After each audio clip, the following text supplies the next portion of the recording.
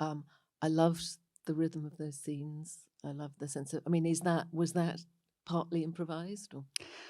Improvised in a way, not in the sense that like, you're not on set improvising your own lines, but we had a lot of say over the dialogue before we would shoot the scenes. So, Brian and I did this on our own, I don't know, halfway through the pandemic outside, according to guidelines, of just, it's almost like therapy, but therapy for your character and, what they're going through, how they would react to something like that, which is especially really interesting when you're doing a fight and, like an argument scene and, how you would react, but but you don't have the same past traumas that this person does. And so it was improv in the sense that we talked it all out and then it was written up and then it was set, but not, on the day of.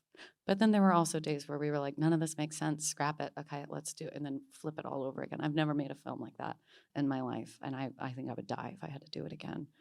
But it was obviously worth it.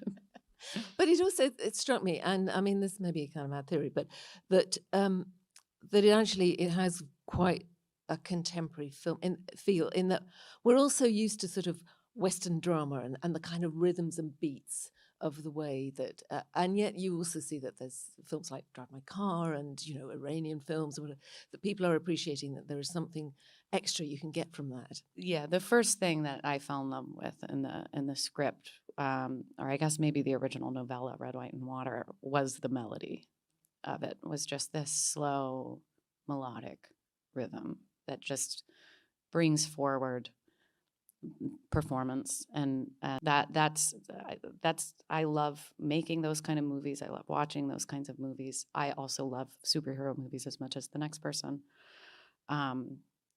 But yeah, it had been so long since I had read something with a melody like that. And it has a kind of, apart from an emotional resonance, it has a kind of political resonance as well, without making it explicit. And I think it made me wonder a bit about, the political effect of them. Obviously, you also made Don't Look Up recently, which is And Mother